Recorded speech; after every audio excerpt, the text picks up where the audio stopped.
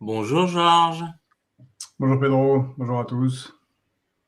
Donc, on est de retour à Paris, sous la grisaille parisienne. On n'a Le pas. mec qui a fêté Halloween.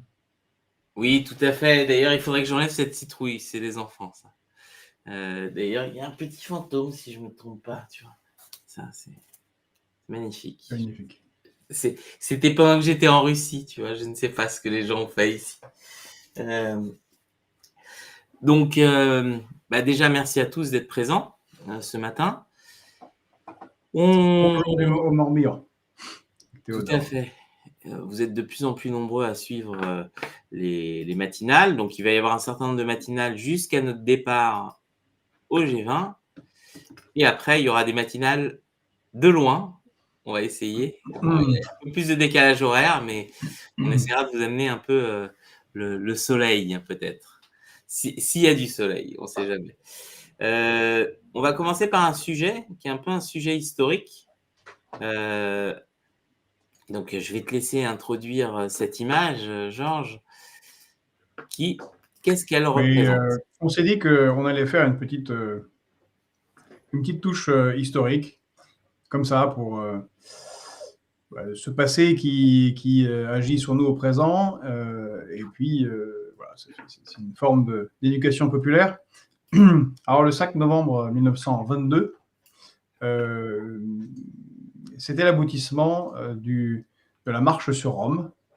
La marche sur Rome, qui s'est déroulée du 27 au 30 octobre 1922, est en fait le processus de prise de pouvoir des fascistes en Italie.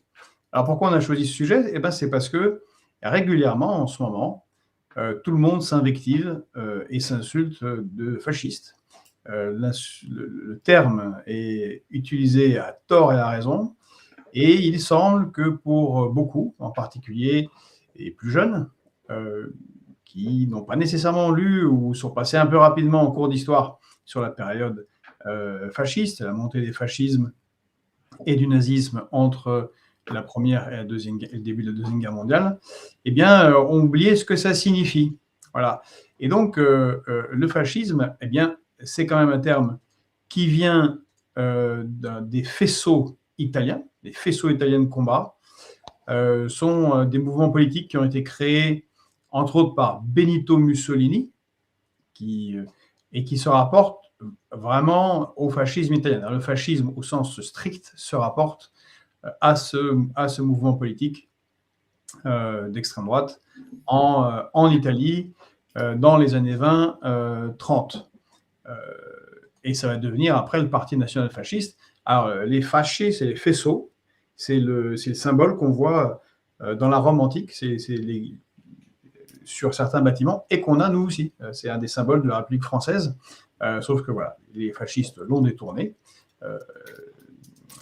Et on ne va pas rentrer dans les détails de l'histoire du fascisme italien, mais profitant de la crise, de sentiments de ne pas avoir bénéficié de tous les gains de la victoire lors de la Première Guerre mondiale, les fascistes vont prendre le pouvoir en Italie et installer un régime dictatorial. Et ça va se faire par cette marche qui, au début, l'objectif était de faire un peu pression sur le gouvernement italien et sur le roi. Et, in fine, le 5 novembre, aujourd'hui, 5 novembre 1922, ça va aboutir à eh bien, ce qu'ils commencent à accéder réellement au pouvoir et imposent leur idéologie. Or, justement, ce qui est intéressant, c'est de savoir quelle idéologie fasciste. Alors, on voit là sur ces photos, c'est quand même des messieurs qui se mettent en tenue noire, en uniforme quasi militaire, et qui sont strictement contre la démocratie. Ils s'opposent frontalement à la démocratie parlementaire. Ils sont évidemment opposés aux Lumières, encore une fois à la démocratie, au concept d'individualisme, et ils considèrent que les masses doivent suivre un chef qui incarne le pays, donc, en l'occurrence Mussolini, en Allemagne Hitler, en France Vichy, en Espagne Franco, donc un chef providentiel.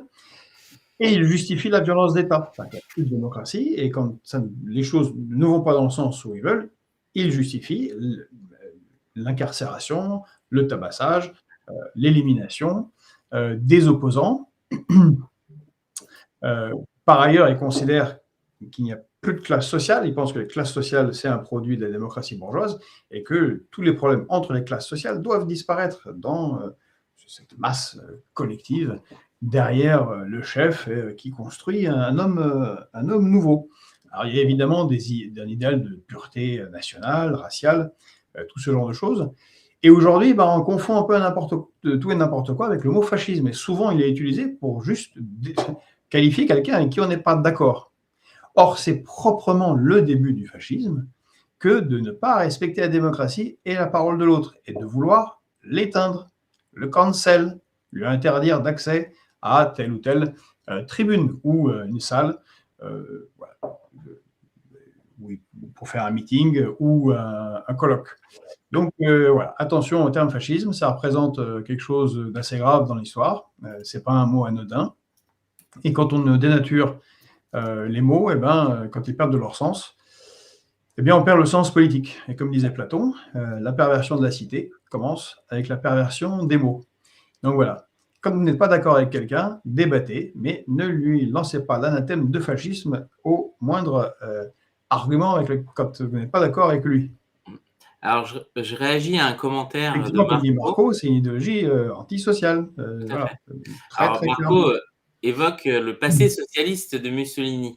Alors, c'est quelque chose qui revient régulièrement dans la droitosphère, surtout, alors ça vient des États-Unis, ça, de vouloir dire que le fascisme de Mussolini, mais aussi le nazisme, sont des idéologies d'extrême gauche. Oui, mais soyons précis là-dessus. Quand on regarde Hitler, son parcours, le parcours des nationalismes, du pan-germanisme allemand, tout ça est très très de droite, d'extrême droite, a toujours été. Par contre, là où il y a, il est vrai que Benito Mussolini, lui personnellement, vient du socialisme. Ses parents sont les fondateurs d'un des plus grands journaux socialistes italiens. Et d'ailleurs, est-ce que vous savez pourquoi il s'appelle Benito? Parce que ses parents étaient tellement passionnés par la révolution mexicaine qu'ils l'ont appelé du nom de Benito Juárez. Bon, ça a mal tourné, hein, il est devenu d'extrême droite fasciste. On contrôle assez mal ses enfants et on ne transmet pas toujours ses valeurs. Mais in fine, ça a un peu rien à voir avec le socialisme. D'ailleurs, il y en a quelques-uns qui finiront mal sous la férule des fascistes. Ne parlons pas des nazis, puisque le premier camp de concentration, Dachau, en Allemagne, on y internera en premier lieu les socialistes, les communistes, les différents groupes, les anarchistes allemands, pour y être éliminés. Voilà. Marco, en fait, j'ai bien compris que ce n'était pas ton but. Je réagissais parce que c'est quelque chose qui revient un peu comme une petite musique régulièrement. C'était quelque chose qu'on ne voyait qu'aux États-Unis pendant très longtemps et qui maintenant infuse en France. C'est-à-dire que je me souviens, c'était au Brésil, par exemple, où l'ambassade d'Allemagne a dû répondre officiellement à Bolsonaro qui disait que le nazisme était d'extrême gauche. Et donc, ils lui ont dit, à un moment, il y a des faits historiques, je crois que même Angela Merkel s'est un peu énervée à l'époque, c'est qu'on ne peut pas tordre l'histoire comme on veut. Et donc, effectivement, c'est important de rappeler ce que c'est, et c'est pour ça que c'est très important ce que tu as fait, Georges, de rappeler ce que c'est le fascisme et les marqueurs du fascisme. Parce que, justement, aujourd'hui, il y a un tel confusionnisme que tout devient fasciste, et donc plus rien ne devient fasciste. Et donc, voilà. Donc, merci. Allez, en avant. Précision. Donc, on va passer sur un deuxième sujet. Donc, le deuxième sujet qui est un sujet, franchement, moi, je ne pensais pas qu'on aurait à nouveau à parler de ce coin-là, qui est ce qui s'est passé donc à Crépol, à nouveau. On se rend compte que la France commence à avoir on parle même plus de territoire perdu de la République, mais de zones de non-droit complet. C'est-à-dire où des jeunes, ça me rappelle les films de gang de Los Angeles, où d'un seul coup, quand on est jeune dans certains coins, notre espérance de vie est faible. c'est pas censé être possible en France. Donc, je sais pas ce que tu en penses, Georges, mais on marche sur la tête là, et il faut vraiment qu'on se reprenne en main parce que sinon, oui, ça va devenir le Los Angeles des années 90. Là, ce qui est terrible, c'est que c'est la même région de France qui est touchée, puisque on se souvient de Thomas, et bien maintenant c'est un Nicolas qui est dans le même club de rugby à Crépol, qui a été tué en boîte de nuit parce que, pas pour rien, parce qu'il faisait la fête et qui était au mauvais endroit au mauvais moment. Le problème, c'est que tout ça est un peu abordé en ce moment sous le côté fait divers. Bon, c'est pas grave, c'est un fait divers, c'est pas de chance. C'est plutôt à gauche. On va essayer de minimiser ça. Certains, plutôt à droite, vont vouloir le surutiliser politiquement en mettant l'opprobre sur une catégorie particulière de la population. Or, le problème est malheureusement, je crois, plus profond. C'est qu'on est dans un phénomène de mexicanisation de la société, où de plus en plus d'armes circulent, à tel titre que dans notre pays, quand même, depuis quelques années, le nombre de licenciés de port d'armes a plus que doublé en quelques années.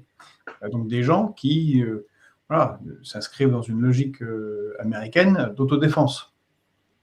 Et quand ce genre de phénomène sociologique se produit, c'est que quelque chose se passe dans la société, et ce qui se passe dans la société, c'est une hausse de la violence, et une hausse de la violence sur les personnes. On a beaucoup parlé, globalement, ça n'est pas puni. On a un problème dans la logique même de la construction du code pénal en France, où les crimes sur les biens et les crimes sur les individus ne sont pas assez distingués, alors que nous, on considère que les crimes sur les individus devraient être beaucoup plus punis, beaucoup plus tôt, et que ça serve, dès le plus jeune âge, de leçon.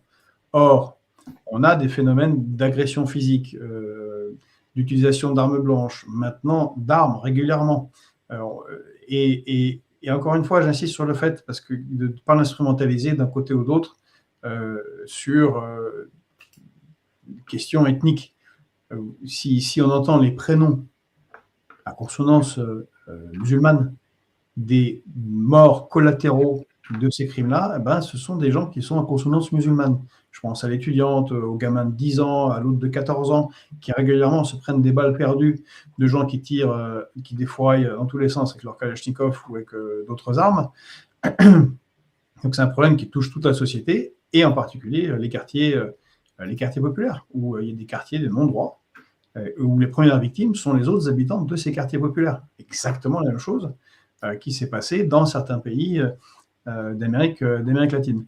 Donc on a une forme d'acceptation de cette violence. Je crois que tu vas la mettre, Pedro, mais là, hier, on a quand même un jeune qui s'est fait attaquer la hache par un autre jeune.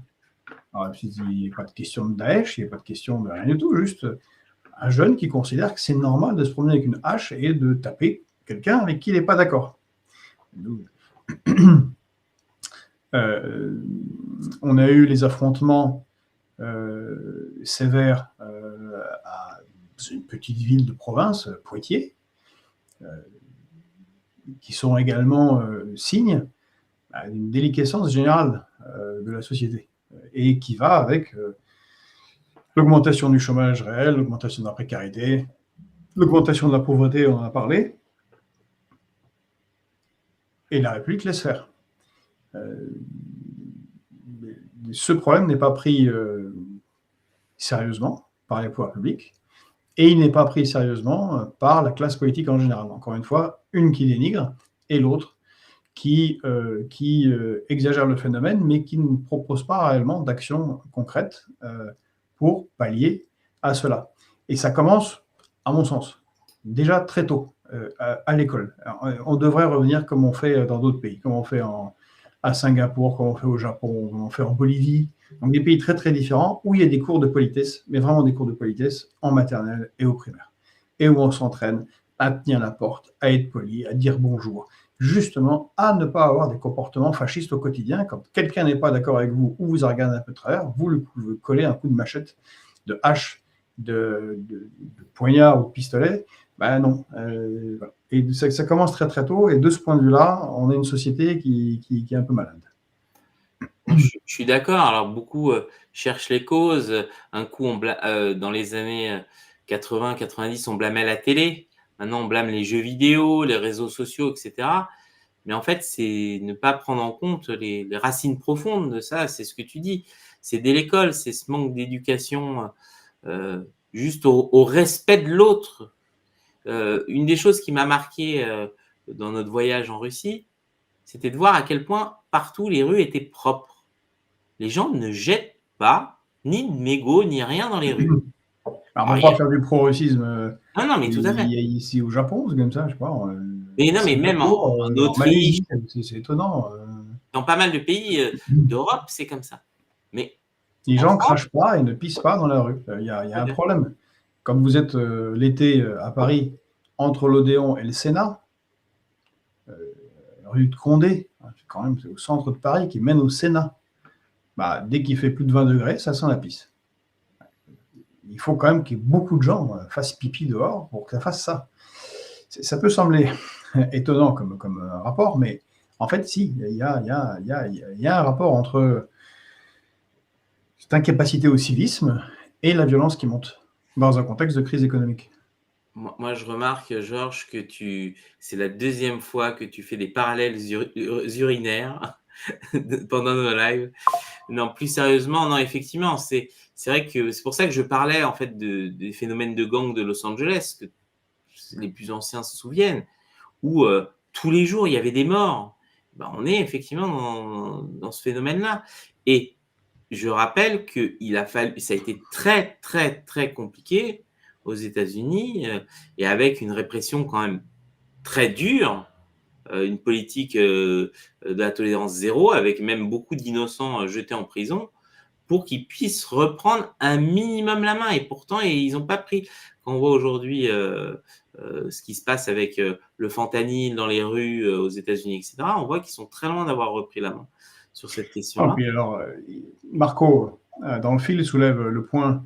Et oui, les guerres de Yougoslavie, qui ont été une catastrophe largement intensifiée par les États-Unis et l'Allemagne, plutôt que d'avoir une Union européenne qui, par souci d'éviter la guerre, pour promouvoir la paix, puisque soi-disant c'est ce que fait l'Union européenne, n'a pas fait le travail pour l'éviter en ex-Yougoslavie, a plutôt fait, je parle des Allemands, de l'Allemagne, a incité à la guerre. Et donc ça a fait 10 ans de guerre qui, effectivement, comme le dit Marco, ont mis sur le marché en Europe un nombre incalculable d'armes, et ça va être, et c'est pas que ça va être, c'est déjà pire avec la guerre en Ukraine. Ce sont des tonnes d'armes qui circulent, et donc là aujourd'hui, pour certains criminels ou moins criminels, une Kalachnikov, c'est entre 500 et maximum 2000 euros. C'est-à-dire pas grand-chose. Quand vous achetez une arme de poing légale, par exemple, avec un permis de tir et tout ça, c'est entre 800 et 1200 euros, une arme de poing. Là, on parle de Kalachnikov non modifié, justement, non démilitarisé, non limité en rafale, et avec des jeunes qui n'ont aucune idée de comment s'en servir. J'ai eu, je ne sais pas si c'est la chance, mais en tout cas, dans le cadre des activités dans l'armée française, j'ai eu à me servir en particulier en Afghanistan de la Kalachnikov. C'est une arme qui tire du 7,62. C'est un certain recul. Ça part vite et ça s'apprend. Or, ce qu'on voit, c'est ce qu'on a vu aux États-Unis. C'est un usage d'énormément de munitions pour blesser ou tuer quelqu'un. Ce n'est pas des pros qui savent tirer en quelques rafales et régler le problème. Donc, beaucoup de balles qui sont perdues et des jeunes qui je pense à ces jeunes-là qui ne s'intéressent pas de ce qui peut arriver au voisinage. Que les balles partent dans tous les sens et tuent des habitants calmes qui ne font rien locaux, eh ben, ils s'en fichent. Et bien, je crois qu'on devrait avoir avec eux le même comportement qu'ils ont avec la société. C'est d'être un peu plus radicaux. Oui, non, je suis d'accord avec toi. De toute façon, pour le bien-être de la société, on peut pas, il faut un moment que ça s'arrête. Parce que sinon, effectivement, comme tu l'as dit, la mexicanisation de la société va devenir une évidence et les parents voudront plus que leurs enfants sortent le soir parce que ça deviendra dangereux. Je Oui, pense. ça va finir en gated communities. Déjà c'est quartier par quartier. Les gens se mettent dans des écoles où ils sont plus sûrs. Après, il y aura des barrières, puis après, il y aura des barbelés, puis après, il y aura des gardes devant les écoles. Et pareil pour les quartiers, pour que les gens se protègent. Enfin, voilà, ce genre de situation ne mène qu'à ça. Tout à fait. Donc, c'est pour ça qu'il faut que les pouvoirs publics reprennent la main sur cette question-là. Malheureusement, je suis pas sûr qu'on en prenne le chemin, puisque j'ai pas vraiment l'impression qu'il y ait une vraie prise de conscience. Mais Ah non, et c'est malheureux parce que pour ce Nicolas, qui est là, un garçon sympathique de 22 ans et qui a toute sa vie devant lui, là, qui jouait dans le club de rugby de Crépol, voilà, on a des parents éplorés, des amis et des familles, des voisins qui sont complètement sous le choc. Et puis on va avoir quoi? Des bougies, une marche blanche. On dira, c'est la faute à pas de chance. Si on continue comme ça, on va finir au Mexique. Non, mais voilà. On va parler d'un autre sujet qui est un sujet. Et on a Aku Stinger d'ailleurs, qui nous fait une explication que le 762 est chemisé en acier et donc perforant de base. Voilà, ce qui fait que les murs, c'est du papier. Et c'est pour ça que des étudiants comme Soukaina, je crois, l'étudiante à Marseille, la balle a traversé le mur, elle est morte. Alors qu'elle a visé ses examens, pour ses examens. On va passer à un deuxième sujet. Alors, c'est un sujet qui a occupé pas mal l'actualité. Alors, je vais commencer par partager un dessin de quelqu'un qu'on a reçu récemment ici, qui est Shanna Sparkle, pour introduire le sujet. Mais surtout, ce qui nous intéresse, c'est de voir la réaction en France des politiques. Et en particulier, je partage un tweet de Sandrine Rousseau qui dit « Notre corps et tout ce que l'on met ou pas pour le vêtir nous appartient.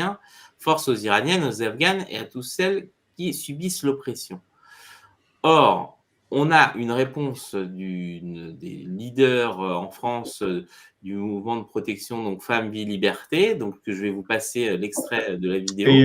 Et responsable d'Amnesty International. Tout à fait.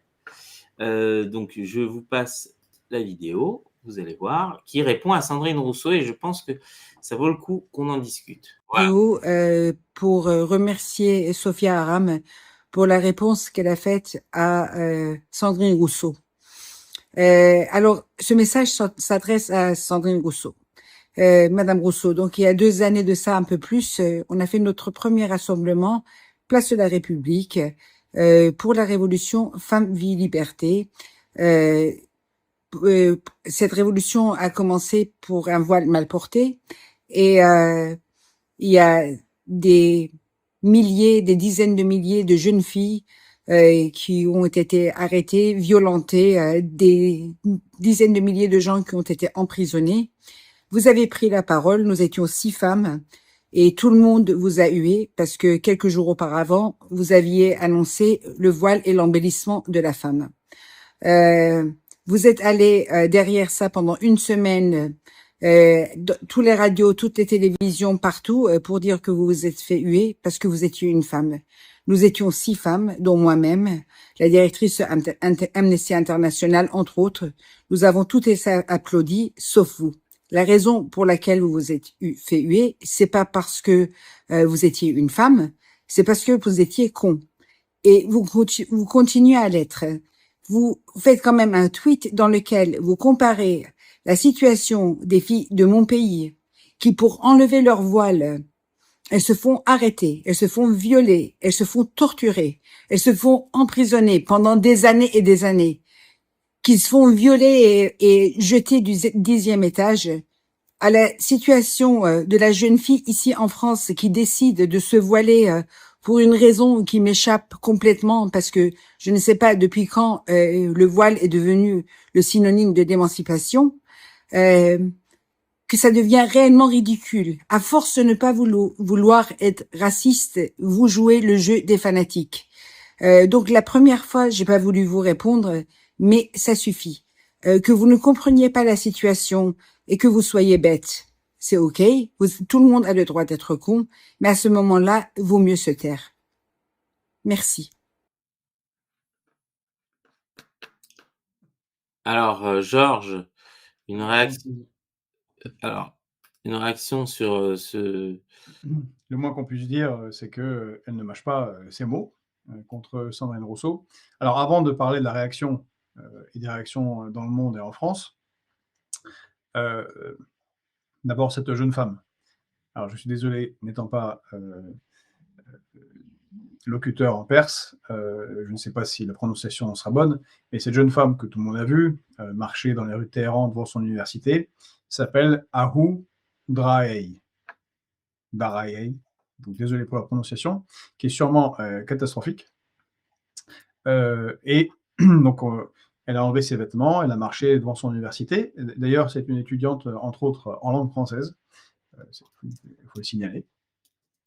Et après avoir marché et prononcé des mots, elle a été emportée par les services de sécurité. Alors, il est dit qu'elle a été malmenée, qu'elle a été frappée à la tête, qu'elle a été blessée. Et donc, bien évidemment, son cas rappelle le cas de Masha Amini.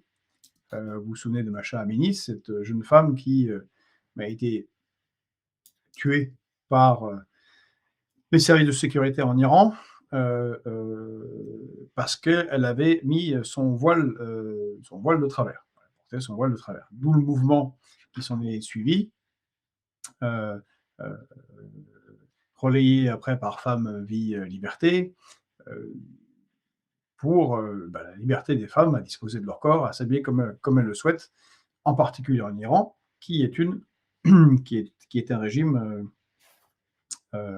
théocratique, relativement peu démocratique. Alors ici, je me permets d'abord un petit aparté, Pedro, c'est que l'Iran fait partie des nouveaux 9 membres des BRICS, et que les BRICS ont un mode de fonctionnement, encore une fois, c'est difficile à comprendre pour nous, en Occident, pour beaucoup de gens, qui n'est pas occidental. Ça ne fonctionne pas en bloc et ne fonctionne pas sur les sanctions internes ou la critique de ce qui se passe à l'intérieur du régime. C'est-à-dire que le Brésil, par exemple, qui est membre des BRICS, qui est un pays tout à fait démocratique, et on va dire nettement plus libéré sur les questions vestimentaires et sexuelles que l'Iran, ne critique pas l'Iran pour ce qui se passe à l'intérieur de l'Iran. Et l'Iran ne fait pas de remarques sur les tenues légères des Brésiliennes. C'est un mode de fonctionnement totalement différent et les BRICS s'occupent d'autres choses, alors que souvent en Occident, on a cette tendance à aller regarder chez les autres ce qu'ils font et à prononcer des jugements moraux.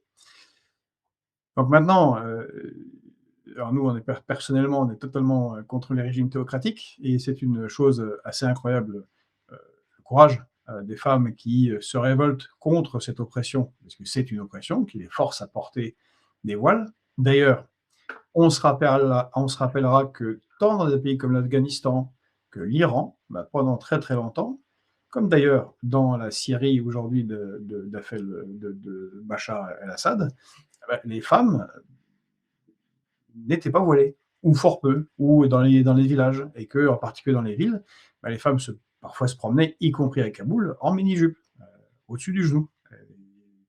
On en est très très loin. Et que les diverses interventions des uns et des autres, que ce soit les Américains avec le coup d'État contre Mossadegh qui a été élu en 1953, ou les diverses interventions soviétiques en Afghanistan, puis après les Américains qui ont soutenu les ultras religieux chez les Moudjahidines, ont des conséquences in fine sur la structure de ces pays-là. Donc là aussi, les nations n'aiment pas les missionnaires armés, et c'est mieux que chaque pays évolue. Alors, ce qui est intéressant aussi en Iran, c'est qu'il y a visiblement une volonté d'évolution. Alors, le cas particulier de cette jeune femme, Aou, l'étudiante, d'ailleurs, peu importe son cas particulier, parce que certains disent qu'en fait, c'est quelqu'un qui est dérangé, que personne ne l'embête sur les images, parce que, en fait, elle est connue pour avoir des problèmes psychiques. souvent, les problèmes psychiques, c'est ce qu'on met sur le dos des gens quand ce sont des opposants. Et ça s'est vu, par exemple, beaucoup en URSS, avec des opposants qui finissaient dans des asiles psychiatriques alors qu'ils n'avaient aucun problème psychiatrique, évidemment. Donc ça, on n'en sait rien. Ce qui est intéressant, c'est les réactions. Alors bien évidemment, tous ceux qui sont opposés à l'écrasement des femmes par un système, leur domination et leur non-liberté, elle devient une icône. Et d'ailleurs, qu'elle soit fêlée ou pas fêlée, on s'en fiche. C'est maintenant une icône. Donc de ce combat-là, tant en Iran que hors d'Iran. Ça, c'est une chose. Et l'autre chose, c'est les réactions, en particulier chez nous, de certains qui sont schizophrènes. Et c'est pour ça qu'on a passé cette intervention de cette femme iranienne, d'origine, enfin qui est iranienne, qui est d'origine iranienne en tout cas, et qui parle de Sandrine Rousseau. Alors, elle utilise le terme con, parce que c'est totalement schizophrène. On ne peut pas dire, d'un côté, on soutient nos amis laïcs, que ce soit en Iran, en Algérie ou dans d'autres pays musulmans, donc des musulmans, des gens de culture musulmane qui vivent dans des pays de religion musulmane et de culture musulmane et qui veulent se débarrasser de la mainmise de religieux sur la société, comme on l'a fait en France, en se débarrassant de la mainmise du religieux sur, je parle du catholicisme politique, sur la société française. Un processus de combat laïque tout à fait normal. Et on ne peut pas en même temps soutenir ce processus-là et trouver que c'est fantastique et beau de mettre des voiles en France, alors qu'on sait très bien que c'est un instrument de domination patriarcale sur la femme. Voilà.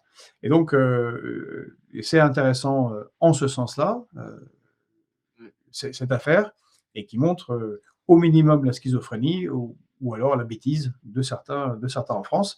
Et on souhaite bon courage à cette jeune femme, quelle que soit sa condition initiale, parce que, évidemment, vu ce qui s'est passé, vu ce qu'elle a fait dans ce régime-là, vu ce qui est advenu de Mahsa Amini en 2022, on peut craindre pour sa vie.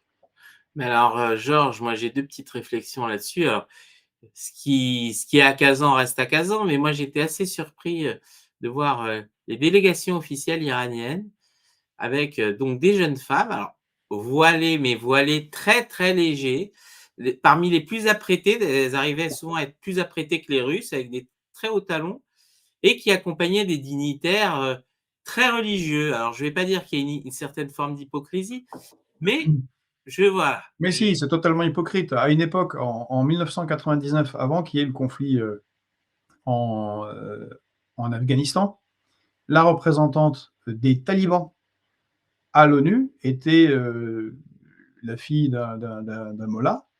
Elle était petite coupe courte occidentale, jupe au-dessus du genou, tout à fait sexy. Bon, voilà, donc faites ce que je dis, pas ce que je fais. C'est assez classique de ceux qui ont le pouvoir, partout. Tout à fait. Et sur cette question du voile, je reprendrai un tweet que tu as fait récemment sur ce qui s'est passé au Tadjikistan.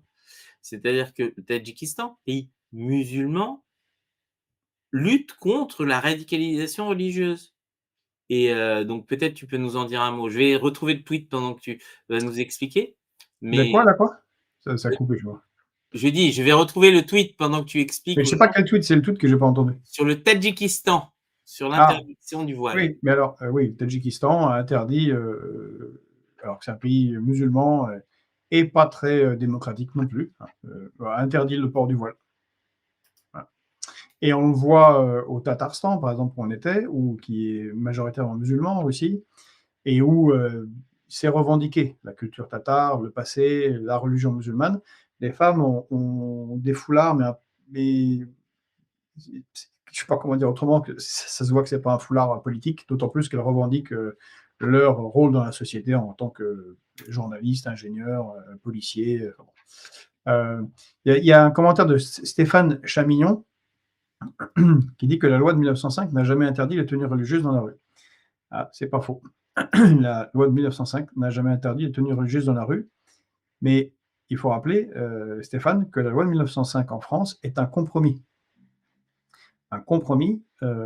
politique. Et avant la loi 1905, il y a 120 ans de lutte contre le catholicisme politique. Et entre autres, entre 1880 et 1905, et je pense spécifiquement à un certain Émile Combes, une poursuite, mais déterminée des religieux. Alors là, avec des décisions, vous pouvez trouver facilement sur Internet des décisions tant nationales que municipales, d'interdiction de se déplacer en soutane. C'est même pas là, c'était carrément les religieux qui n'avaient pas le droit de se déplacer dans leur tenue religieuse. Un niveau quand même assez élevé. Et je vous rappelle que plus de 700 congrégations ont été investies par l'armée française. Les gens étaient sortis, la congrégation, c'est des groupements religieux catholiques, leurs biens ont été saisis, réquisitionnés, hein, et les gens ont été sommés de quitter le territoire national, en leur disant ici, c'est la loi de la République. Si c'est d'abord la loi du petit Jésus pour vous, eh ben, vous allez voir ailleurs. Et c'est ce qui s'est passé. Les gens étaient envoyés en Allemagne, en Belgique, entre autres. Bon, on a un niveau de contraintes religieuses dont on est très, très, très, très, très, très loin actuellement. Oui, d'ailleurs, je renvoierai vers cette vidéo qu'on a publiée récemment, justement, de cette journaliste tatar, qui, justement, porte ce turban traditionnel et explique, et c'est ça qui est assez génial, c'est-à-dire que dans une région à majorité musulmane, il y a 111 ans, ils ont créé un journal pour femmes, pour montrer le pouvoir des femmes dans la société. Ça veut dire qu'effectivement, on voit que nous, on nous impose une vision de la religion musulmane en France, héritée des Émirats, etc., avec un certain impérialisme qui pousse, alors que dans d'autres coins, ça a pris d'autres chemins beaucoup plus républicains et acceptables et beaucoup plus sécularisés. Et on voit d'ailleurs que... C'est une question de tradition. La tradition dans cette partie du monde, c'est une tradition soufie. Voilà. Et ils sont très, très, très peu influencés par le wahhabisme, tout ce qui vient d'Arabie Saoudite. Ce qui fait que la remarque, encore une fois, de Marco est parfaitement pertinente. On critique légitimement, encore une fois, c'est très, très bien ce qui se passe. Nous, personnellement, en Iran, les combats de libération des femmes pour avoir le contrôle de leur vie, c'est ce à quoi nous croyons, eh ben, on en parle quand même beaucoup plus quand c'est l'Iran et un peu moins quand c'est l'Arabie Saoudite. Alors, ne parlons pas du Qatar. Je crois que le Qatar, le sujet n'est, je crois, jamais abordé. En fait, les femmes voilées au Qatar et les contraintes des femmes au Qatar, c'est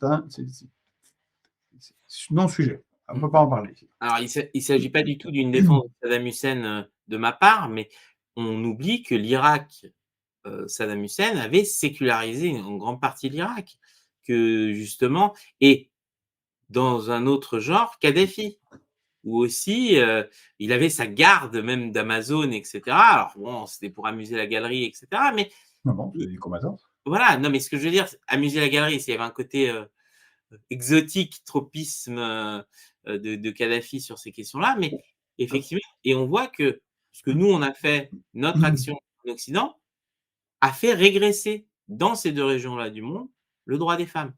C'est-à-dire que là où on voulait apporter plus de démocratie, etc., soit en Irak ou en Libye, au final, ce qu'on a obtenu, c'est bien pire. Donc c'est vrai. Ankou Stinger, dans le chat, qui nous fait la remarque par rapport à ce que tu disais tout à l'heure de la délégation iranienne. Dans le même genre, en Corée du Nord, il est interdit de s'habiller ou se coiffer comme la fille de Kim, sous prétexte que ce serait signe de décadence occidentale. Mais elle peut. Oui, et son frère peut avoir une coiffure complètement claquée au sol. Je crois que... D'ailleurs, Pedro, je crois que tu es un des rares qui pourrait rivaliser avec la coiffure de Kim. Il faut un peu raser. Avec mes cheveux en plastique. C'est légendaire, ça. Quand j'ai pas de pétrole, tu vois, mais j'ai des cheveux en plastique. Non, sur la Corée du Nord et les coupes de cheveux, je pense que c'est un vaste sujet, à savoir est-ce que c'est un vrai sujet ou est-ce que c'est la propagande occidentale qui en fait un sujet. C'est difficile de savoir puisque c'est un pays très fermé.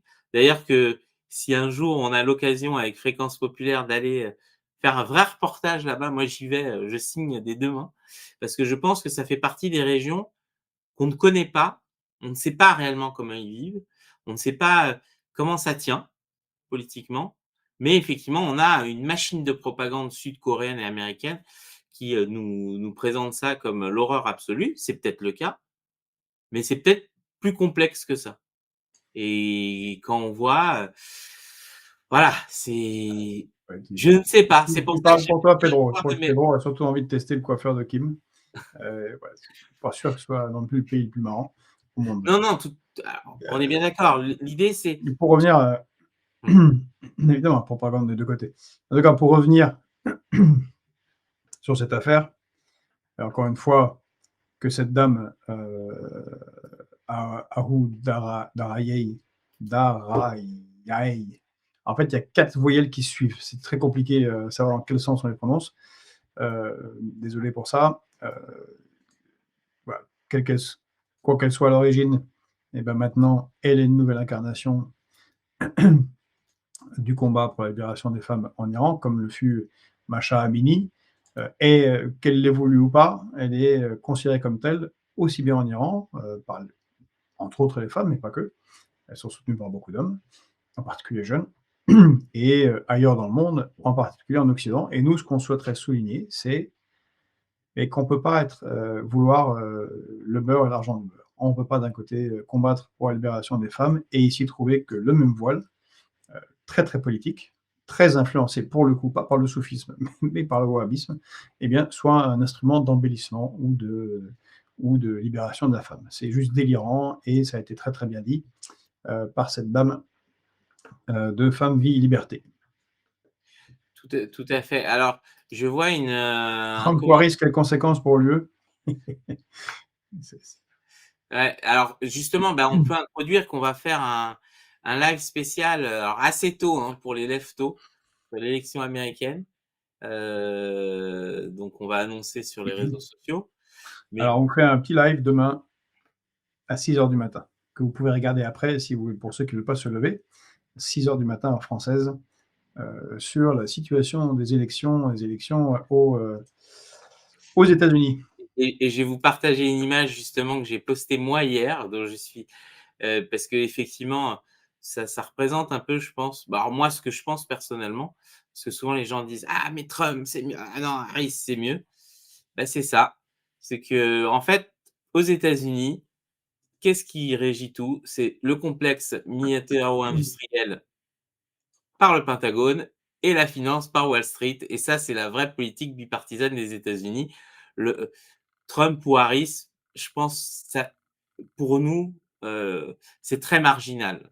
C'est-à-dire que les gens qui en font un combat à mort, des racisés contre les racistes et tout ça, oublient que la politique américaine n'en a rien à foutre de tout ça et que de toute façon, c'est écraser les autres qui les intéresse. Mais bon, ça, c'est mon anti-américanisme profond qui parle. Là-dessus, une remarque pour l'Union européenne. En fait, on a un souci en France, c'est que légitimement, tellement de gens détestent ce que représentent Joe Biden et Kamala Harris qu'ils pensent qu'ils vont être sauvés par Saint Trump. Or, c'est un peu les deux faces de la même médaille. C'est toujours le même pays, c'est toujours le même État, c'est toujours effectivement le même appareil militaro-industriel dénoncé déjà par le président Eisenhower. Tiens, un deuxième petit coup d'histoire, 1956, célèbre discours du président Eisenhower. Et Eisenhower, c'est pas exactement un bolchevique. Très très religieux, c'est un général américain, non seulement c'est un général américain, mais c'est le chef, c'est le commandant des forces alliées pendant la Deuxième Guerre mondiale. Quand même très très loin du bolchevique et du gauchiste antimilitariste. Eh bien, c'est lui qui disait en 1956 la démocratie américaine est menacée par la mainmise du complexe militaro-industriel. C'était en 1956, il y a 70 ans. Aujourd'hui, c'est bien pire. La mainmise du complexe militaro-industriel. Et Donald Trump, comme Kamala Harris, leur ont donné des gages. D'ailleurs, petit rappel, Trump a tenté de renverser le gouvernement au Venezuela. Trump a fait des bombardements sur la Syrie. Trump a continue à bombarder massivement l'Afghanistan, même s'il y avait une proposition de sortie, mais en volume de bombardement, on était même au-delà de l'époque de Barack Obama. C'est dire, parce que Barack Obama il a quand même mis un paquet. C'est Donald Trump qui a lancé des sanctions massives contre la Russie. C'est Donald Trump qui a cassé l'accord pétrolier gazier entre la Pologne et la Russie. C'est le premier qui a coupé les liens entre la Russie et le reste de l'Europe. Et c'est sous Trump qu'il y a les mises en place d'une tentative de révolution colorée en Biélorussie, avec même Mike Pompeo qui est allé à Minsk. C'est lui qui a commencé à armer massivement l'Ukraine. C'est lui qui est sorti des traités de contrôle sur l'armement avec la Russie. C'est celui qui est sorti du traité sur le nom m'échappe, sur le ciel libre, qui permet d'avoir des informations sur les avions qui volent en Russie et aux États-Unis de manière croisée, comme ça chacun est un peu informé de ce qui se passe. C'est lui qui a préstationné les troupes à Taïwan. C'est lui qui a fait assassiner le général en chef de l'Iran. Et c'est lui qui a installé les lobbyistes de Raytheon comme secrétaire d'État à la Défense. Voilà. Et c'est lui aussi qui a absolument tout donné à Israël. Alors, je ne sais pas pour l'Europe ce que ça va changer, mais si Trump gagne, ça ne va pas être un cadeau pour les Palestiniens. Pour vous le dire, ça ne va pas mieux se passer si ce n'est pire que... Enfin, je ne sais pas si on peut faire pire, mais comme ça se passe déjà actuellement. C'est lui qui a cassé les accords avec le nucléaire iranien. C'est lui qui a reconnu Jérusalem unilatéralement, contre l'accord de tout l'ONU, Jérusalem comme capitale d'Israël, et ainsi de suite. Voilà, il n'y a pas de... Faut arrêter les croyances. C'est ce que je disais, j'étais invité par nos collègues et adversaires de Frontières dans une de leurs matinales. Alors, bon, ils sont quand même en adoration forte devant Trump, mais c'est bizarre. Là aussi, c'est un peu schizophrène. C'est comme les gauchistes comme Sandrine Rousseau, qui en même temps veulent le voile ici, mais pas en Iran. Bon, bah là, on a des schizophrènes, des gens qui sont souverainistes, mais ils sont souverainistes bizarrement. Souverainistes, mais sous l'aile de Saint-Trump. C'est complètement délirant. C'est un problème. Les élections américaines, c'est un problème américain qui sera réglé aujourd'hui, ce soir. On est le 5 novembre, c'est aujourd'hui le vote. Donc là, il commence à se réveiller doucement. Bon, les ouvriers qui se lèvent en ce moment, 5 heures du mat'. Donc aujourd'hui, ça va voter. Donc on aura les résultats dans la nuit du 5 au 6. C'est pour ça qu'on fera une matinale à 6 heures du matin. Mais Georges, tu sais ce qu'on dit. Quand les armes rapportent plus que la paix, les conflits deviennent une industrie. L'Amérique est la première puissance mondiale de la guerre à perpétuité. Si, ouais, bien sûr. Mais je vois LSA qui écrit, mais les démocrates américains n'ont pas fait autant de guerres, voire plus. Si, ils ont fait beaucoup plus de guerres. En fait, c'est par rapport à vraiment au fait que certains pensent que les choses vont aller mieux avec Trump. Je ne pense pas. C'est les États-Unis, ils défendent leurs intérêts. Il y a des logiques propres aux États-Unis qui sont tout à fait... qui ne dépendent pas de Trump ou de Kamala Harris, qui sont des logiques américaines. Et effectivement, peut-être le pire de tout, ça a été Clinton. Alors, Bill Clinton, qui est considéré comme un des meilleurs présidents des États-Unis parce qu'il n'a pas fait la guerre, parce qu'il fumait des joints, parce qu'il jouait du saxophone, et qui va rester dans l'histoire comme un amateur de cigares et de Monica Lewinsky. Mais en fait, c'est le gars à qui on doit la crise de 2008-2010 parce que c'est lui qui a cassé les procédures de contrôle des systèmes bancaires mis en place par Roosevelt, qui lui était un grand président des États-Unis, contrairement à Bill Clinton. C'est lui qui a déclenché une guerre délirante contre la Serbie, ça s'appelait la guerre du Kosovo, qui a cassé tout l'ordre international et qui permet aux Russes de faire tout ce qu'ils ont fait, puisqu'il dit vous l'avez fait, on fait pareil. Voilà, donc, merci Clinton. C'est lui qui a fait les grandes extensions de l'OTAN, donc il nous a emmenés là où on est, et ainsi de suite. Et ne parlons pas de ce qui s'est passé à Haïti, c'est une honte. Mais il devrait aller en prison pour crime contre l'humanité. Ce qu'il a laissé faire à Haïti avec son épouse en y gagnant des revenus personnels colossaux est inacceptable, mais vous le découvrirez dans un chapitre du livre que je suis en train de finir. Non, merci Georges, mais c'est vrai que, alors, Juste une petite réponse à Gaëlle Lily qui parle donc par rapport aux événements violents qu'on a évoqués. Elle dit ça s'appelle une guerre civile. En fait, un peu comme ce qu'on a dit sur la question du fascisme en début, il faut faire attention.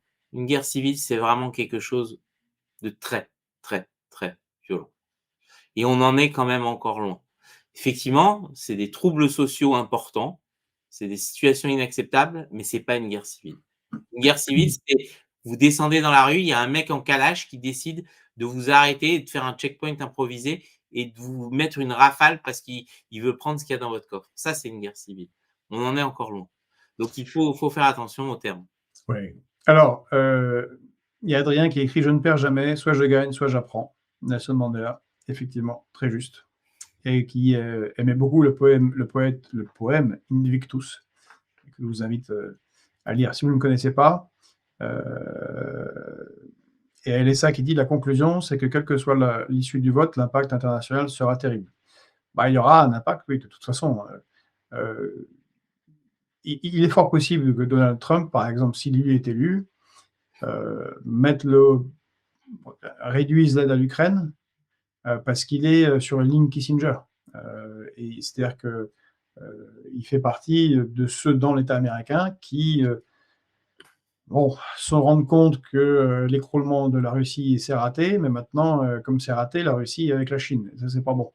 Et comme ils sont plutôt sur un affrontement envers la Chine et le basculement du pivot géostratégique de l'Amérique vers l'Asie, ce que voulait déjà Barack Obama, démocrate, eh bien, il serait plus enclin peut-être à laisser la Russie plus rapidement gagner en Ukraine, moins aider l'Ukraine, en tout cas moins aider Kiev, pour trouver une possibilité d'accord et un peu décorréler la Russie de la Chine. Voilà, ça fait partie de leur stratégie. Dans les deux cas, pour les Palestiniens et la guerre d'Israël avec quasiment tous ses voisins, il n'y aura pas de changement, franchement. C'est quand même un pays de cinglés, de ce point de vue-là. Vous vous souvenez de Nikki Haley?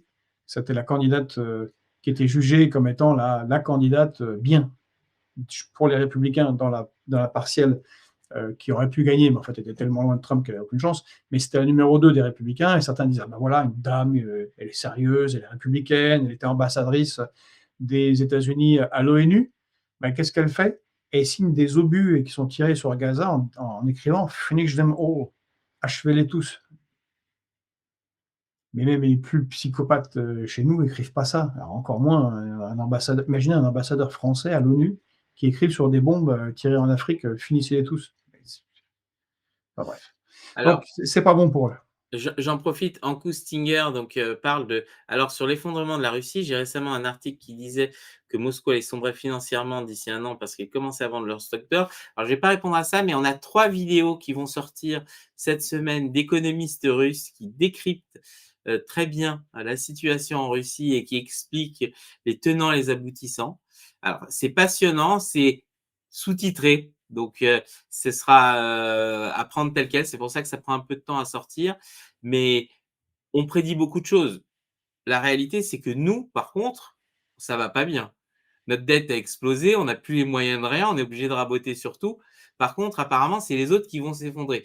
Alors, à moins qu'on soit dans le déni, un peu comme le mec bourré qui sort avec ses copains du bar, qui sont tous bourrés, mais il dit c'est l'autre qui est bourré, pas moi.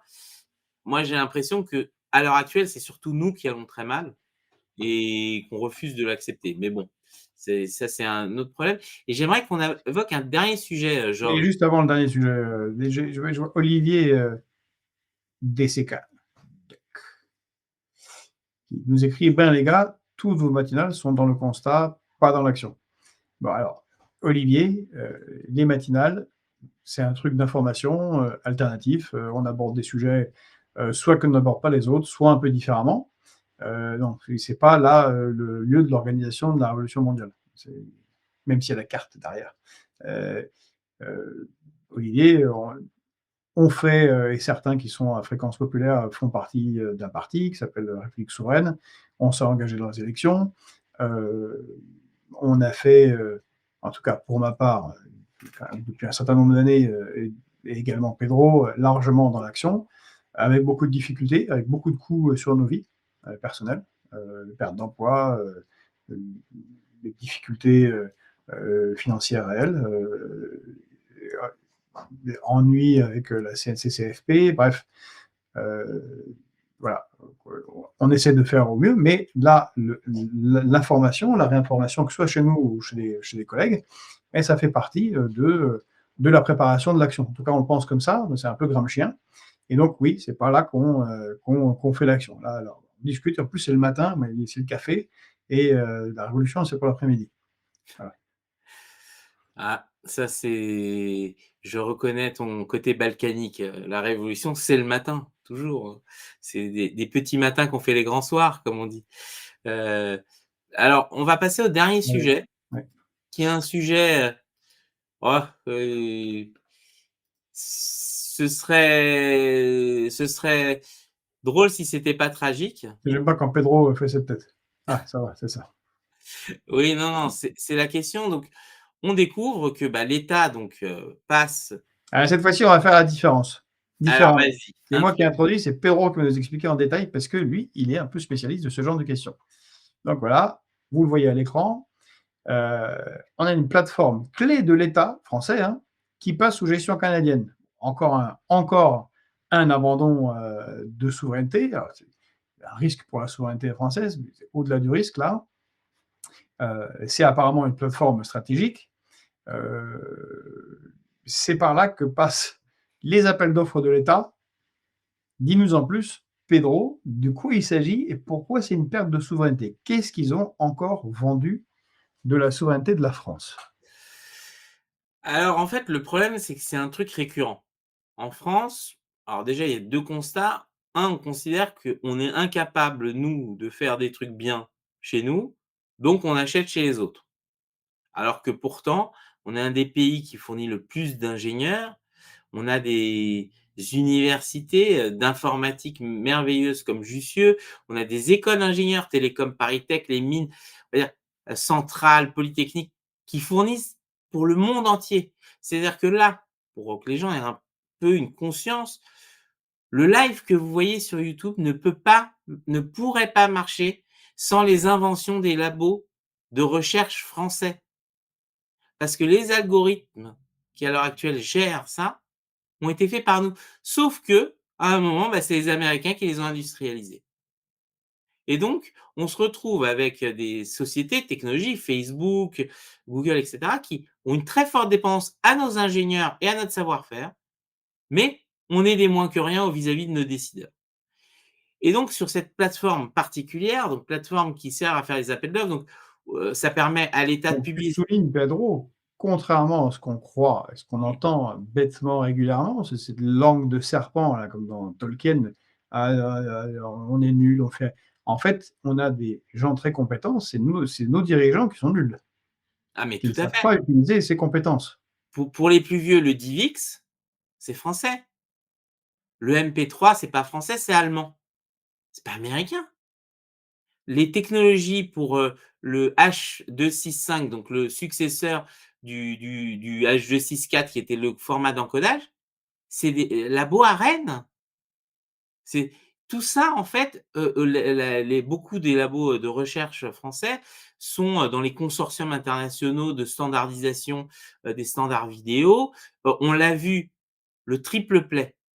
Donc, le fait d'avoir une box internet qui délivre et du téléphone et de la télé et on va dire, de l'internet, c'est bien Free qui est le pionnier de cette technologie, qui a permis que la France était et je crois toujours en tête de la voix sur IP et de la télévision sur IP dans le monde et que les autres pays se sont inspirés de nous. C'est-à-dire que là-dessus, on est, même des influenceurs technologiques. Et je me souviens, le directeur des systèmes de réseau de Facebook, pendant très longtemps, était un Français. La Silicon Valley, je crois il y a plus de 800 entrepreneurs français qui dirigent des sociétés américaines clés parce on n'a pas valorisé ici. VLC, oui, tout à fait, qui vient de gens qui étaient dans l'école centrale, qui est aussi un motif d'orgueil. Je me souviens parce que je vais faire un hommage à notre camarade Jean-Baptiste Roger, donc qui était responsable à la région Île-de-France pendant très longtemps sur la question du numérique, qui avait fait en sorte que tous les lycéens franciliens avaient eu une clé USB avec un OS bootable entièrement libre et des outils libres. Et ça, il y a plus de 10 ans. On est pionnier pour plein de trucs, sauf que, bah, depuis, et en particulier, ça s'est accéléré depuis les quinquennats de Macron, on considère que non, les Français, on est des nuls, on sait rien faire, il faut tout passer par les États-Unis. Donc, ça accentue le départ de nos cerveaux parce que, bah, quand on a un ingénieur brillant et qu'on se retrouve avec une société qui va faire faillite et faillite en France, bah, on a besoin de manger, donc on va aller là où on cherche.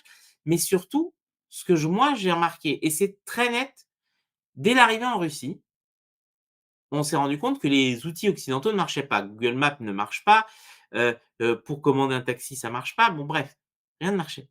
Et qu'est-ce que je vois? Donc il y a une société, Yandex, qui est une société russe, qui remplit tout le cahier des charges. On peut commander sa bouffe, commander ses VTC, ça fait le Google Maps. Et je me dis: «Mais pourquoi nous, on n'est pas capable de faire ça?» Les Chinois ont fait la même chose. C'est-à-dire, pourquoi nous, un pays avec autant d'ingénieurs, autant de qualité, on va dire technique, on n'est pas capable d'avoir créé justement le fameux Google français ou européen? Alors qu'on a tout pour le faire. Et ben, la réalité, c'est parce qu'il y a pas de volonté politique de le faire. Parce que les GAFAM ont abreuvé de milliards d'euros Bruxelles, mais aussi on se souvient de la nomination de la commissaire pour les GAFAM qui devait être une américaine et qui a été heureusement bloquée. Mais voilà, le vrai truc, c'est concrètement, on pourrait faire tout ça, et à chaque fois qu'on voit qu'on sous-traite à une société américaine, ben, on se rend compte, en fait, c'est juste un renoncement politique, en fait. C'est de la lâcheté.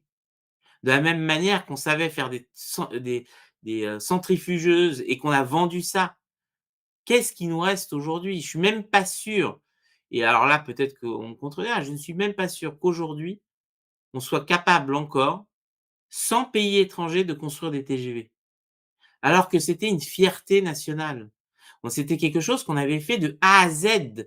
On produisait, même si je ne me trompe pas, les puces et les composants électroniques du TGV en France. Bah, aujourd'hui, on fait la carte à puce, oui. Il y a plein de choses, en fait. Il faut arrêter d'être dans ce schéma mental de croire qu'on est nul, en fait. En fait, on n'est pas nul, on est même très bon sur ces questions d'ingénierie, sauf que, bah, voilà, on nous a fait du French bashing pendant des années, que nos sociétés étaient nulles, que les Américains étaient mieux, et donc on n'a pas permis, l'émergence d'acteurs nationaux. Et donc on voit alors, les fusées. La France pourtant, sur la question du spatial, la France était, et toujours d'ailleurs, même si elle a perdu un peu de sa superbe, face aux Russes et aux Américains. Avant comment ça s'appelle? Les Indiens et les Chinois envoient des fusées, on était quand même le pays qui tenait tête, alors qu'on est un petit pays, mais on arrivait justement à tenir tête. Et c'est ça en fait, je pense que déjà il faut commencer à réapprendre à s'aimer nous-mêmes. De comprendre qu'on a du talent, et pas que dans le luxe, mais et que Et juste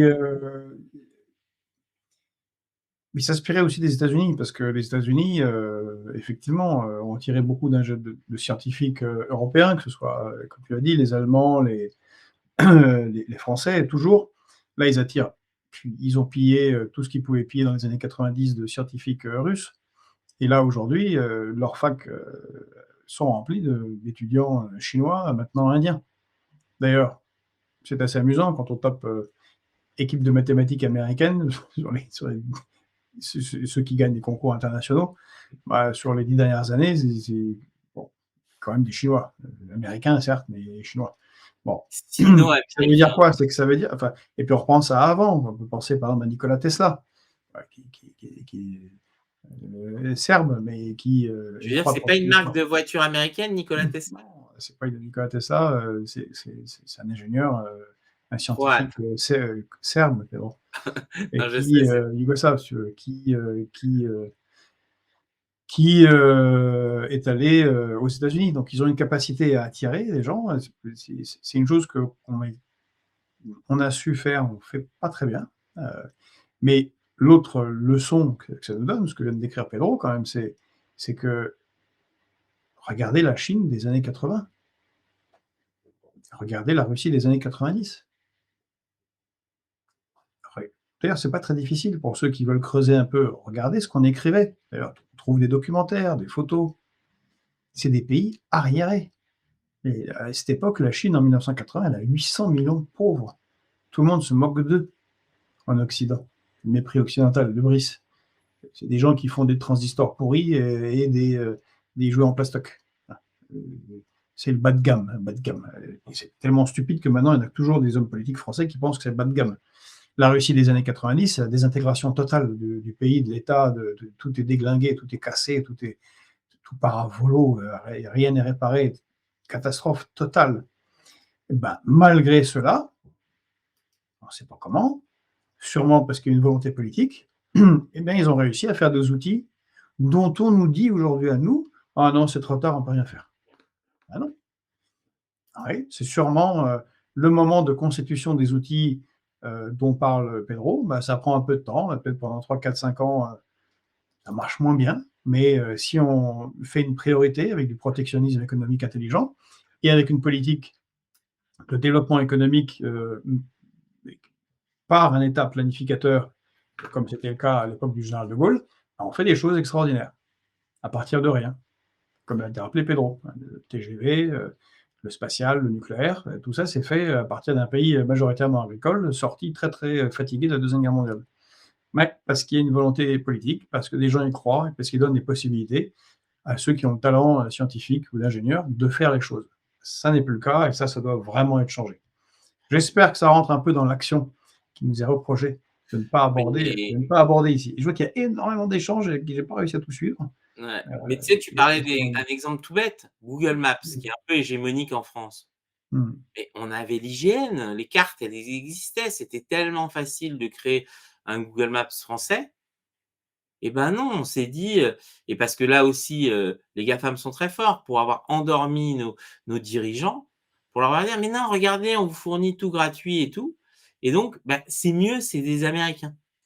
Il y a aussi cette pensée de croire que ce qui vient des États-Unis est mieux que ce que nous on fait. Oh, tu vois, mais oui, mais discount, hop, c'est parti. Discopunk, pas discount. Discopunk, pareil, il faut mettre des lunettes, je crois, ça commence à venir là. Alors, on décourage l'émergence ou le retour de compétences pour désintégrer toute velléité de patriotisme économique. Oui, je pense une volonté. Il y a Sébastien Durand qui écrit en dessous. C'est fou de se dire que nos dirigeants ont une mentalité de soumission, de subordination au pouvoir américain, UE. Quel est l'objectif final? L'enrichissement personnel, point d'interrogation, ça me paraît peu. Si. En fait, il ne faut pas oublier la bonne vieille analyse aussi marxiste de classe. Il y a des classes sociales, il y a des gens qui ont des intérêts. Or, si on regarde les plus riches, mais franchement, avec l'Union européenne et sous pavillon et être sous vassaux des Américains, mais ça marche super bien. La progression des plus riches, le meilleur endroit pour être riche au monde, c'est en France. Plus 427% de fortune en 15 ans. On pulvérise tout. Les milliardaires chinois, russes, américains, eux, ils sont qu'à 175% d'augmentation, ce qui est déjà bien, hein, on va dire. Mais c'est 427. Quand on regarde la part du PIB détenue par les plus riches, les 500 fortunes en France en 1996 et aujourd'hui, on passe de moins de 10% à 36%.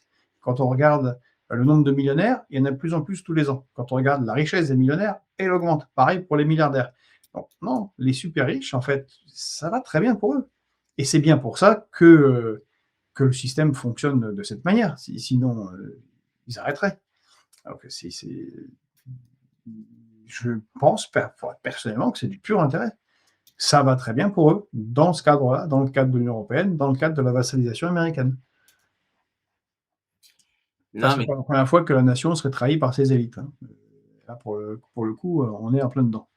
Non, et l'autre chose aussi, c'est les voies professionnelles dans lesquelles on pousse les gens. C'est-à-dire qu'on a tellement dit que l'industrie, c'était pas bien, que, par exemple, un exemple, le nucléaire. On a dégoûté 2 à 3 générations d'étudiants. C'est-à-dire une génération, c'est à peu près 5 ans, donc 15 ans de formation d'étudiants, en disant: «Le nucléaire, c'est fini, c'est poubelle, ça sert à rien de le faire». Aujourd'hui qu'on essaye de reconstruire la filière, on se retrouve avec une pénurie de main-d'œuvre criante parce qu'on a dégoûté les gens de faire ça. Et donc, à un moment, justement, parce que beaucoup citent la Chine, comment ils ont fait? Mais eux, tout bêtement, ils ont dit: «On va investir et on va former des gens en masse». Le nombre d'ingénieurs formés en Inde, en Chine, même en Iran, est colossal par rapport à nous. On a d'autres remarques et questions intéressantes sur ce sujet. Il y a Sébastien Durand qui écrit: «Comment la Chine a pu négocier, ces contrats de type appropriation intellectuelle si elle était dans ce contexte? Ces contrats sont-ils plus récents?» Justement, c'est l'appât du gain. Le capitaliste, il vendra la corde pour se pendre, en fait. Les Chinois ont été malins dans un contexte difficile. Ils leur ont dit: «Écoutez, nous, on vous met des armées d'ouvriers, qui vont bien travailler, il n'y aura pas de grève, ils ne vous embêteront pas, ils auront une productivité, en tout cas, vous aurez un rendement très, très fort sur votre investissement. Mais pour faire ça, on vous demande d'avoir accès à ceci ou cela». Nos crétins de dirigeants, tant d'entreprises, de grandes entreprises que politiques, ont dit: «Bah oui, ça nous fera moins d'ouvriers syndiqués chez nous qui nous menaceront, et puis les rendements sont meilleurs». Voilà. Pas du gain. En fait, c'est assez tragique, mais ça a assez simplement fonctionné comme ça, avec des gens qui, en face, ont joué de manière intelligente leurs cartes. Il y a Fifi70 qui écrit: «On ne peut plus être et avoir été. La prospérité a changé de zone géographique». Oui, très, très bonne remarque. C'est ce qu'on a voulu montrer justement en allant aux BRICS pour réveiller les consciences. Alors, certains ont considéré qu'on est pro-BRICS, pro-russe, pro-Poutine, pro tout et n'importe quoi, en oubliant qu'il y a l'Afrique du Sud, qu'il y a 36 pays qui veulent adhérer, qu'il y a le Brésil, qu'il y a l'Inde. Bon, passons. Mais oui, c'est justement, c'est une énorme alerte là qu'on fait en fait en parlant des BRICS, nous ici sur Fréquence Populaire, c'est que, eh ouais, la prospérité, le développement ont changé de zone du monde. Nous représentions 30% de l'humanité au début du XXe siècle, c'est moins de 10%, mais on consomme 50% des ressources. Les autres sur la planète ne sont pas d'accord. Et donc, c'est justement, il faut alerter là-dessus pour dire que d'abord, on va avoir une période qui va être un peu difficile, parce que légitimement, quelque part, les autres ne voient pas très bien pourquoi est-ce qu'on devrait vivre riche et de manière aisée et qu'eux produisent. Et d'autre part, c'est que malgré tout, même si ça n'est plus le cas, il y a des possibilités de rebond, et la France en particulier. J'insiste là-dessus, on n'est pas comme tous les pays, on n'est même pas l'Allemagne. La France, on a d'abord un socle qui a été le socle historique de la France, qui est l'agriculture. Si on reprend les choses en main, on peut revenir à une souveraineté alimentaire. Dans des contextes de crise, c'est quand même très, très appréciable de pouvoir nourrir sa population. Ce n'est pas le cas de tout le monde. Ça ne nous expose pas à ceux qui pourraient nous nourrir. Et ensuite, la France a encore de beaux restes en ingénierie nucléaire, en ingénierie spatiale, en ingénierie aéronautique, et nous avons quand même la première surface maritime mondiale. Donc l'accès à plein de ressources. Bref, si on est malin, c'est pas tout de suite. Il faut une politique intelligente sur 10 ans, mais on peut refleurir. Donc c'est pas perdu. Et quant à Hankou Stinger, qui écrit « Mais vouloir faire du protectionnisme en France, c'est refuser de vendre ses outils aux copains et se faire de l'argent dessus ». C'est pour ça qu'on parle de protectionnisme intelligent, et que c'est intéressant de s'ouvrir à des économies qui sont comparables. C'est bien le problème en Europe, dans l'Union européenne telle qu'elle est aujourd'hui. Si on a une ouverture économique, par exemple, pas de barrière douanière avec des pays comme l'Italie, ça fait sens, parce qu'on est plus ou moins au même niveau. Par contre, ne pas en avoir avec la Roumanie, c'est plus compliqué déjà, parce qu'il n'y a aucune possibilité de conserver les industries dans notre pays. Voilà, protectionnisme intelligent. Puis ça dépend aussi de quelle manière on le pratique. Un protectionnisme qui se base sur la non-exploitation des gens ou le travail d'enfants et la réflexion sur l'environnement est souvent accepté. Ce n'est pas le cas. La zone euro est la zone la plus ouverte au libre-échange. Donc, il ne faut pas s'étonner qu'il n'y ait plus d'industrie dans notre pays. Alors, vraiment beaucoup de commentaires, les amis, on n'arrive pas à tout suivre. Hugo dit: «Vu la paupérisation de l'Europe de l'Ouest, on va redevenir attractif pour les intérêts des capitalistes». C'est possible. Moi, ma crainte, c'est qu'on devienne le Disneyland chinois, c'est-à-dire qu'on soit condamnés tous à avoir des baguettes et des bérets pour amuser le touriste chinois qui viendra nous visiter, puisque ce sera eux qui domineront tout. Je sais pas, peut-être que je me Et trompe. Sébastien répond à Hugo en disant ça va être à nous, à notre tour de faire les Chinois, exactement. On va manger des patates nucléarisées. Ouais. Ben, il y a des expériences avec les pommes de terre pour faire de l'électricité. Peut-être que c'est un bon moyen de lutter contre la crise énergétique en France, d'apporter des Ah ouais, patates. autant pour moi, excuse-moi, il y avait un coup, j'ai mal compris. Il disait qu'il parlait de nos politiques qui préfèrent vendre les biens de la France que de vouloir le moins de protectionnisme. Autant pour moi, on lit de travers et vraiment, je crois que la saison prochaine, vous me verrez avec des lunettes. Ouais, tu vois, ben moi, je ne peux plus rien voir. C'est Il y a horrible. Elisa qui nous demande est-ce qu'on a parlé des usines Michelin. Non, on n'a pas parlé des usines Michelin aujourd'hui, mais on pourra en parler bien évidemment. Tout à fait. On a Alors, parlé d'autres usines dans l'œil de Kuzma hier. Et d'ailleurs, tout à l'heure, vous aurez ce soir le point géopolitique. tout à fait. Et demain Alors, matin, je rappelle, la matinale, un peu tôt pour savoir qu'est-ce qui va nous sortir du chapeau. Parce qu'ils peuvent nous faire différemment. Ça peut être comme la première élection de Trump face à Hillary Clinton, où elle avait reconnu cette défaite le matin. Et donc à 6 heures, on saura qui est président ou présidente des États-Unis. Ou ça peut finir comme avec Joe Biden et Trump, avec des semaines de procès, de recomptage des voix. Ils ont un système quand même très, très, très, très, très complexe. oui, d'ailleurs, franchement, quand on voit le système de vote en profondeur américain, où il n'y a pas besoin, déjà, entre les boîtes aux lettres qui placent au milieu des villes, où les gens peuvent voter, et que ça peut être brûlé, n'importe quoi, où tu as pas besoin de ta carte d'identité pour certains coins pour aller voter. Même les isoloirs, hein, je sais pas si vous avez déjà vu les isoloirs américains, c'est, c'est vraiment ça protège de rien. Tout le monde voit tout ce que vous faites. C'est pour une démocratie, c'est n'importe quoi et Ouais, on critique, on dit que c'est du Trumpisme, mais franchement, ça marche pas. Les machines de vote, certaines, on comprend pas très bien qui contrôle quoi derrière, ça marche pas toujours très bien. Et tout ce que vient de décrire Pedro, c'est prouvé, les cas sont prouvés de gens qui sont étrangers qui ont voté. Il va y avoir des drôles d'histoires encore. ouais, bah, En tout cas, pour les États-Unis, c'est un vrai problème. Ça fera partie des analyses et de ce qu'on dira. S'il y a un vote massivement, s'il y a un vrai écart, Kamala Harris pour Kamala Harris ou pour Donald Trump, ça devrait passer. Mais si c'est touche-touche, vu déjà le nombre de suspicions de fraude et de carabistouilles, ça peut mal tourner dans ce pays. C'est un pays qui a aussi des problèmes internes très très forts. Nombreux États, les gens ne vivent pas dans des bonnes conditions. Ça peut mal tourner. non, mais d'ailleurs, tu évoques ça, mais c'est souvent pour les gens qui ont eu l'occasion d'aller aux États-Unis, depuis la guerre de sécession, les États-Unis, il y a un fort sentiment dans certains coins très sécessionniste et très anti-fédéral. Donc, il faut pas grand-chose effectivement.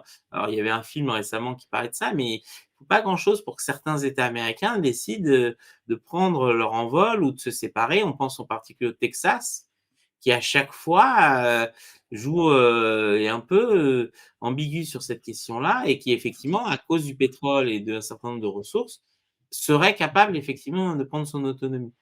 Donc bon, Il y a Adrien qui nous dit il y a une femme battue qui vote à la maison sur son téléphone, ça se passe comment?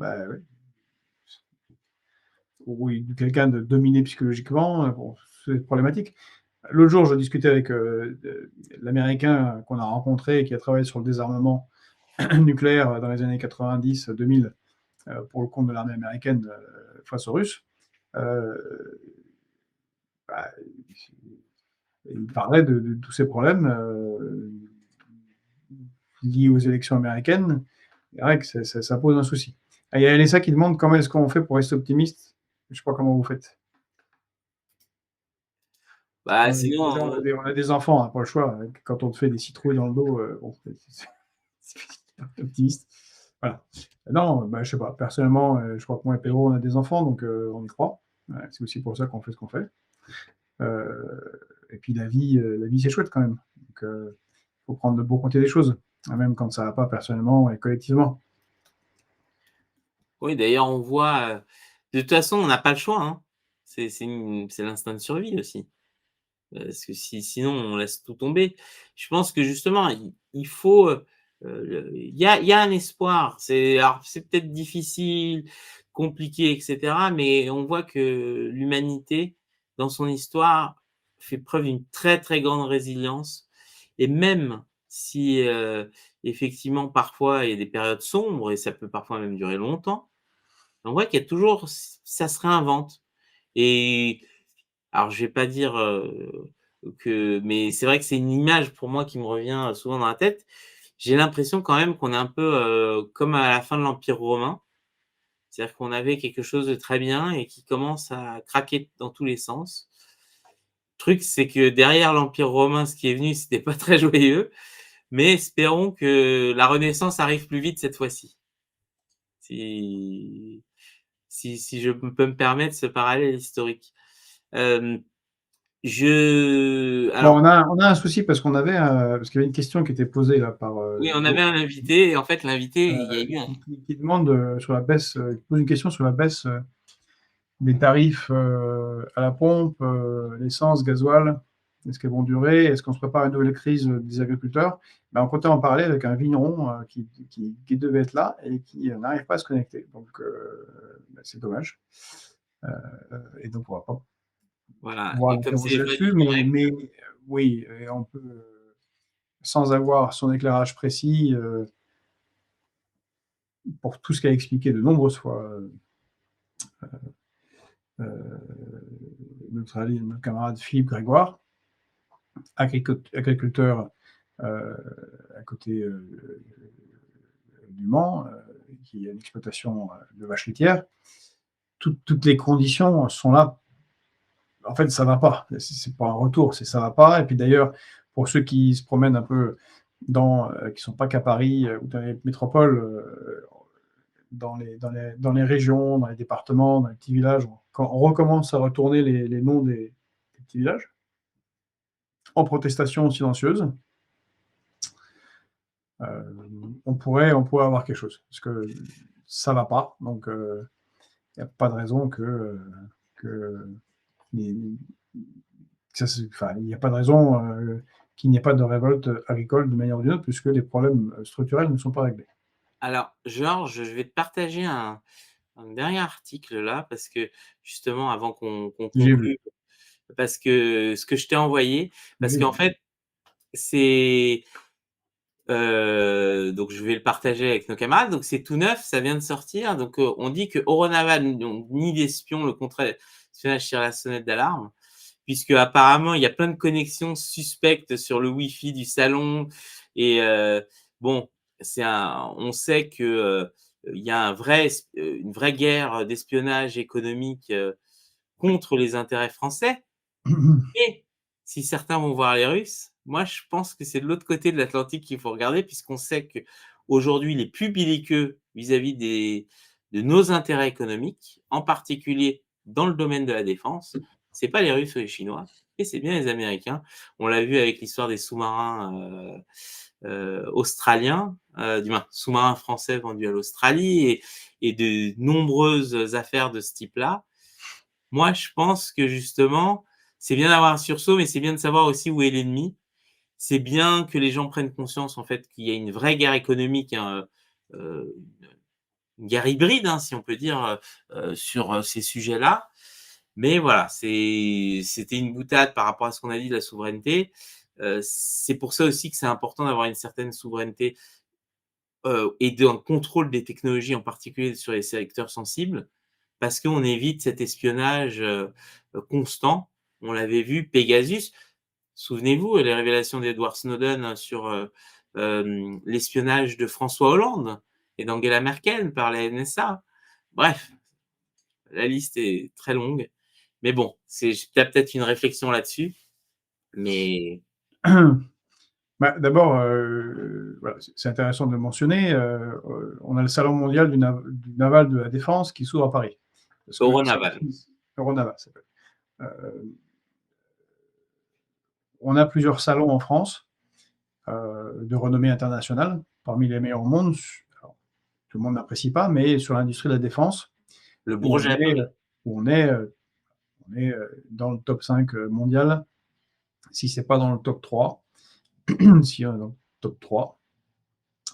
C'est vrai que les salons, c'est un moment à risque. Et donc la DRSD prévient les industriels. La DRSD, c'est la Direction du renseignement et de la sécurité de la défense, et ça fait partie des agences de renseignement français. Avec la DGSI, la Direction générale de la sécurité intérieure, et la DGSE, la Direction générale de la sécurité extérieure. Donc DGSE, c'est ceux qui espionnent, DGSI, c'est ceux qui contre-espionnent, qui nous protègent des espions. On a aussi la direction du renseignement militaire, bref, il y a différents services. Mais je vous dirais ce que m'ont vécu. J'ai organisé à une époque plusieurs visites de haut niveau au Salon du Bourget, entre autres pour Jean-Luc Mélenchon, quand j'étais en charge des questions de défense internationale pour lui. Et les salons du Bourget, là, c'est plus l'aérien. Mais le travail était bien fait. On déjeunait à chaque fois avec la direction de ADS, devenue Airbus, sur 3 salons, 4 salons d'affilée. Et à chaque fois, sur la question de l'espionnage, c'était la même réponse qui me venait des dirigeants de ADS et Airbus. Oui, les Chinois nous espionnent. Oui, les Russes nous espionnent. C'est le jeu. On fait des contre-mesures. Oui, mais eux, ils parlent en tant qu'industriels. On fait des contre-mesures, on cache nos secrets, voilà. Il y a un certain espionnage, il y a beaucoup qui échouent, il y en a sûrement qui réussissent. Mais ils nous disent, mais le problème, c'est les États-Unis. C'est 70% des problèmes d'espionnage. Et d'autant plus que nos gouvernants ne nous protègent pas assez. Et d'autant plus que nous avons des partenariats dans le cadre de l'OTAN, parfois forcés, qui font qu'on est ouvert aux 4 vents. J'en pense également, j'en suis très très fier, donc je répète, ce que j'avais sorti à l'époque de François Hollande. François Hollande, président de la République française, de la France. Hein, il est en train de bâtir un nouveau ministère de la Défense, c'est celui qui est à Ballard, pas très loin de chez moi, ministère de la Défense de Ballard. Et avant qu'une certaine décision soit prise, on a appris qu'il était écouté par la NSA, qui était aidé en cela par les services de renseignement allemands. Je ne sais pas si vous vous souvenez. Le BND. On suppose qu'ils le font, mais quand ça devient public, c'est public, les États-Unis espionnent directement notre président, aidé par le BND allemand, qui de toute façon est une sous-officine de la CIA, une indépendance, alors pour le coup, absolument inexistante. Rien. Laurent Fabius, ministre des Affaires étrangères, va convoquer l'ambassadrice des États-Unis à ce moment-là. Je sais pas, ils ont pris le thé ensemble, il n'y a même pas eu de reproche. Mais surtout, 2 semaines après, François Hollande impose le système d'exploitation Windows au ministère de la Défense, qui eux, même si les militaires sont un peu cons, hein, et cette blague à l'armée, si les cons volaient, les ciels seraient kaki, alors c'est une blague des militaires sur eux-mêmes, qui ont un peu d'humour. Quand même les cons militaires, eux, ils voulaient un système indépendant de type Linux sur lequel leurs ingénieurs puissent mettre la main et voilà, un peu verrouillé de manière sécuritaire. Ben non, on a mis Windows juste après l'espionnage. Donc bon, évidemment, si vous mettez comme système d'exploitation dans un ministère de la Défense Windows, c'est comme, c'est franchement donner la clé à un voleur de son appartement et lui dire on n'est pas là, hein, vous fouillez tout le temps, mois d'août, de tel jour à tel jour, tranquille, il n'y a pas de chien, on a enlevé l'alarme, prenez votre temps, vous pouvez prendre ce que vous voulez. Bon, et donc, oui, c'est un problème. Mais ce qui me marque, encore, après je laisse Pedro, c'est un peu l'annonce dans Le Point alors que le Salon mondial de la défense s'ouvre à Paris, la DRSD, garant du secret défense, prévient les industriels des risques accrus de piratage. Mais c'est quoi ça? Je ne sais pas si c'est passé comme ça, mais ça peut pas, c'est pas sérieux en fait. La DRSD, les services du Premier ministre, l'ANSSI, en fait, travaillent dans certains cas, mais doivent travailler en fait très très près avec toutes les grandes entreprises, en particulier les entreprises de défense, en amont. Toutes ces questions de sécurité devraient être réglées et coordonnées en amont et pas prévenir. Hey, les gars, on vous prévient. Bon, encore une fois, les industriels ne sont pas complètement stupides. Le problème, c'est qu'on a très peu de coordination dans ce domaine et aucune quant au pillage par les États-Unis. Alors, je te donnerai une anecdote juste par rapport à ce que tu as dit de Ballard. J'avais rencontré à l'époque un gradé, justement, au moment où ils ont construit Ballard. Et c'est encore une gabegie d'argent public. Donc, en fait, quand ils ont fait les appels d'offres, ils avaient prévu un certain nombre de prises réseau par bureau. Or, quand ils ont mis le service d'intelligence informatique de l'armée dans le truc, ils se sont rendus compte, les mecs, ils avaient 4 prises réseau pour 200 postes. Et que chaque rajout de prise réseau, c'était facturé 1500 €. Parce que ça a été mal foutu. Donc, qu'est-ce que les mecs, ils ont fait? Ils ont dit, rien à faire. Ils ont tiré eux-mêmes les câbles sans passer par le prestataire, etc. Parce que sinon, ça aurait été tellement d'argent public gâché, juste parce que à un moment, il y a quelqu'un qui, justement, dans des appels d'offres, ne s'est pas dit, un peu comme la taille des quais de la SNCF, que peut-être qu'un service... C'est pas un vrai appel d'offres, c'est un partenariat public-privé, c'est un PPP, Bouygues, État français.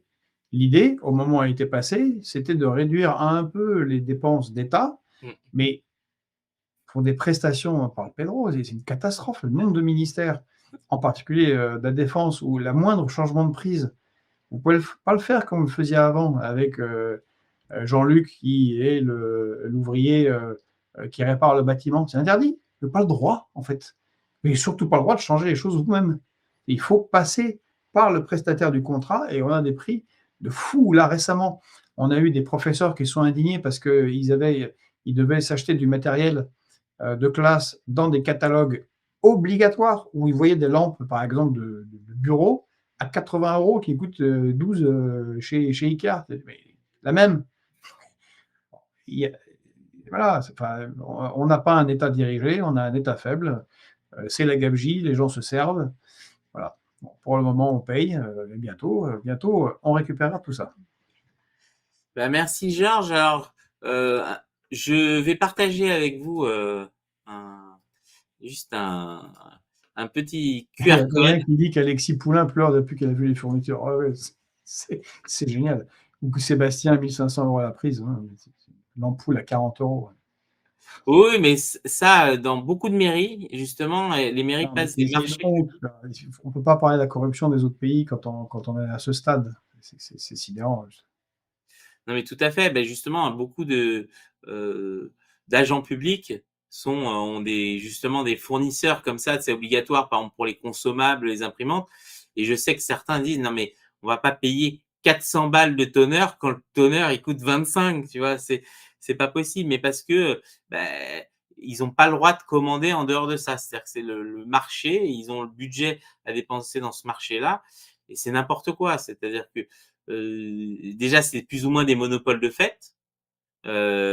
Et l'autre chose, c'est que à un moment, un État, tu devrais te dire, non, mais ok, vous avez des coûts de structure, ça pourrait être 10 ou 15% de plus que le prix du marché normal, mais là, les marges sont colossales, c'est juste l'arnaque sans fin.